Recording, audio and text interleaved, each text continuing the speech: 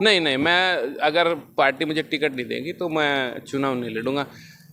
समाज ही एक समाज किसी को जिता नहीं सकता, सर्व समाज जिसके साथ होगा वो जिताएगा।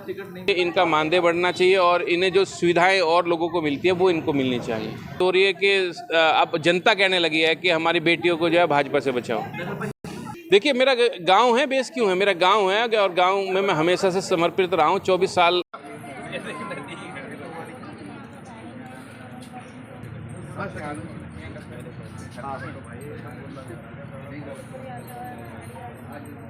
सरस्वती, ये जो हमारी आंगनबाड़ी है और आशाएं हैं और जितनी कार्यकर्ता हैं, ये ऐसी हैं जो घर घर में जाके हर व्यक्ति की सेवा करते हैं। और सबसे ज़्यादा महत्वपूर्ण काम इन्होंने लॉकडाउन के समय में किया कि जब हर व्यक्ति जो है अपने घर के अंदर कैद था, तो इन लोगों ने जाके जन जन की सेवाएं की।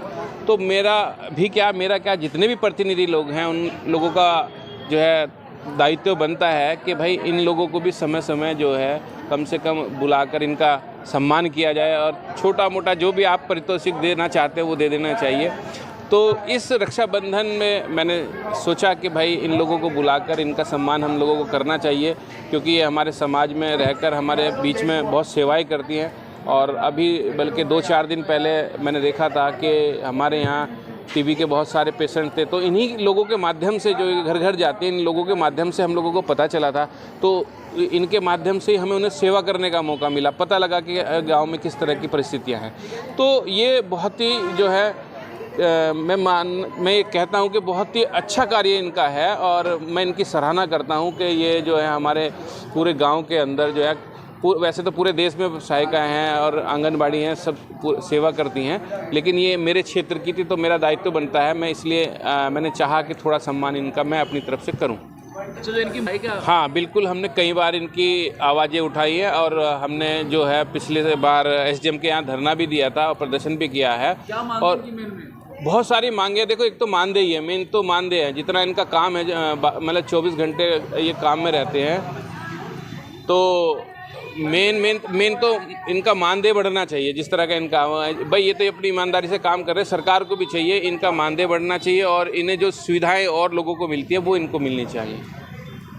देखिए, जो इस तरह की घटना हो रही है उसका मैं घोर विरोध करता हूं और ऐसा नहीं होना चाहिए, ये कहीं भी नहीं होना चाहिए देश में। मतलब जहां भी ये हो रहा है ये गलत हो रहा है। भाई कोई प्रदेश ऐसा नहीं है जहां ये इस तरह की घटनाएं नहीं हो रही है। हमारे उत्तराखंड में बहुत सारी घटनाएं हुई। अभी 4 बस के ड्राइवरों ने जो जघन्य अपराध किया, मैं चाहता हूं इन लोगों को भी फांसी मिलनी चाहिए।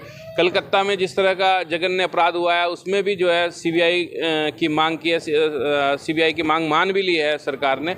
मैं चाहता हूं कि बहुत जल्द से जल्द उनको जो है फांसी की सज़ा मिलनी चाहिए। ऐसे लोगों का कोई धर्म नहीं है, इनको फांसी पर चढ़ा ही देना चाहिए। कि ये तो आप लोगों को कहने की ज़रूरत ही नहीं है, चारों तरफ से रोज़ आपके माध्यम से ही खबर मिल रही है। जैसे कलकत्ता हो, चाहे राजस्थान की हो, चाहे उत्तराखंड की हो, जिस तरह से महिलाओं के साथ उत्पीड़न हो रहा है, महिलाओं का हर जगह बलात्कार हो रहा है। इस समय तो ये स्थिति हो रही है कि अब जनता कहने लगी है कि हमारी बेटियों को जो है भाजपा से बचाओ।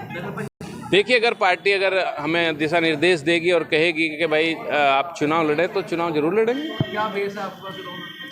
देखिए, मेरा गांव है, बेस क्यों है, मेरा गांव है और गांव में मैं हमेशा से समर्पित रहा हूँ। 24 साल लगभग मुझे राजनीति करते हुए यहाँ की जो नगर पंचायत है वो मेरे द्वारा जो है बनवाई गई थी हरीश रावत जी के टाइम में। बाद में कुछ लोगों के विरोध करने के बाद कोर्ट में मामला चला गया था। उसके बाद एक 200 करोड़ रुपए का पानी का प्रोजेक्ट है, वो हरीश रावत जी के समय में, जब बहुगुणा जी सीएम थे उनके समय में हमने जो है यहाँ वो कराया था। उसका डीपीआर भी बन गई थी, उसका पैसे भी रिलीज हो गए थे। लेकिन 2014 में सरकार बदलने के बाद वो प्रोजेक्ट ऐसे के ऐसे ही पड़ा है। मैंने बल्कि बीजेपी के लोगों को भी दिया वो। मैंने कहा भाई मैं इसका श्रेय नहीं लेना चाहता, हमारी पार्टी इसका श्रेय नहीं लेना चाहती।